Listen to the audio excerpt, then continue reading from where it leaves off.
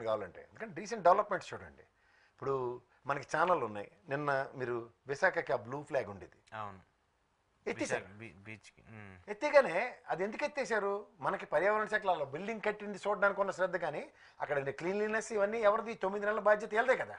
వీళ్ళకి తపెల ఛానల్ కానీ ఏంటంటే బై కట్టుకున్న పచ్చళ్ళోడు అయితే చెప్పేస్తాడు గత ప్రభుత్వ లోపాల వల్ల ఈసారి 9 నెలల్లో పోద్దా. ఇప్పుడు రావడం మొదటి నెలలోనే పోయిందంటే గత టెన్యూర్లో ఎలక్షన్లోనే అశ్రద్ధ చేశారో ఏదో చెప్పుకోవచ్చు.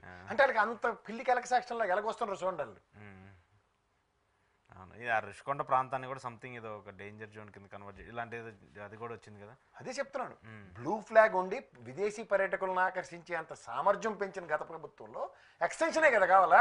దాన్ని కంటిన్యూ చేయాలి. ఇప్పుడు అది ఎప్పుడైతే ఎత్తిపోస్తారో ఇవాళ మీరు గమనించండి, జిఎస్టీ వసూలు ఇచ్చారు. ఉందా డేటా మీ దగ్గర? లేదు, జిఎస్టీ నిజంగా కళ్ళు బైర్లుగా మీ డేటా అది స్టేట్కి. ఓవరాల్గా మీకు చెప్తాను, national wide కంట్రిబ్యూషన్స్లో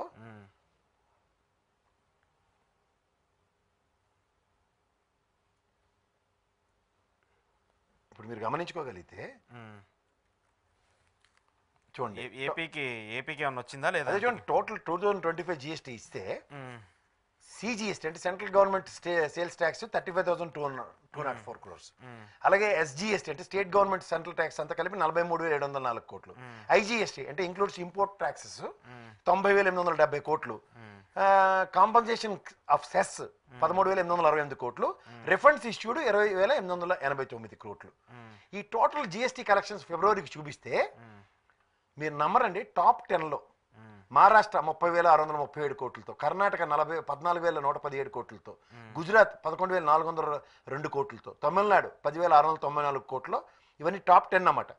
5 Haryana 9,925, Uttar Pradesh 6 9,155 crores, 7 Delhi 6,074 crores, 8 west Bengal 5,797 crores, 9 Orissa 5,344 crores, 10 Telangana 5,280 crores.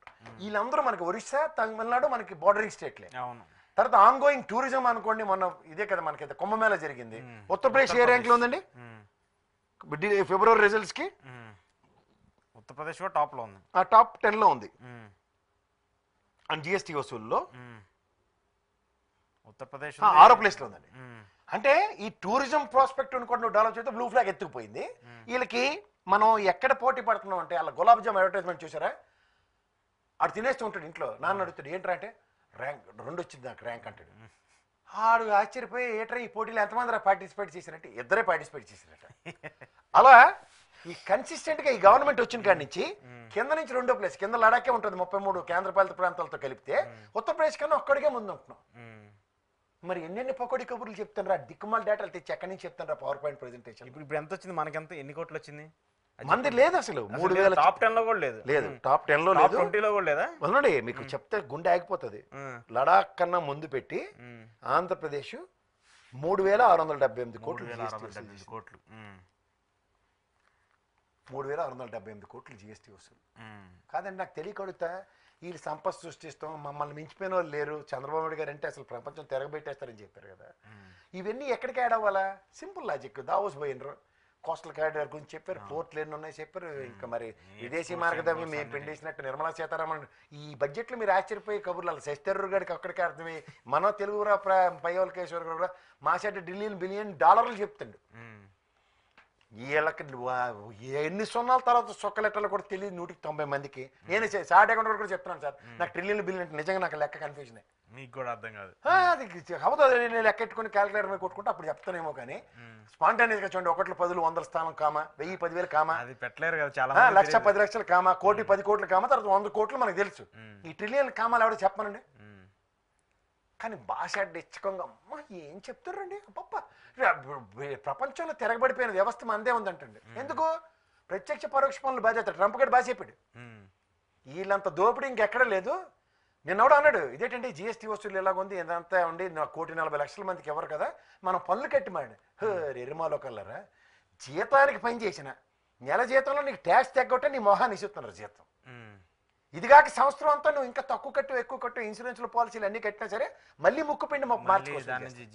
ఈ చేతిలో డబ్బులు జేబులు పెట్టుకుని బయటికి వెళ్ళగానే సబ్బు మీద ట్యాక్స్, ఉప్పు మీద ట్యాక్స్, నీ దవసం మీద ట్యాక్స్, అక్కడికి పాలు వెన్న నెయ్యి ముష్టి దిక్కుమాల దరిద్రం, పన్నీరు కొనుక్కు చచ్చినా దాని మీద కూడా ట్యాక్స్ వేసిన ఆ మహామాత ఉంది.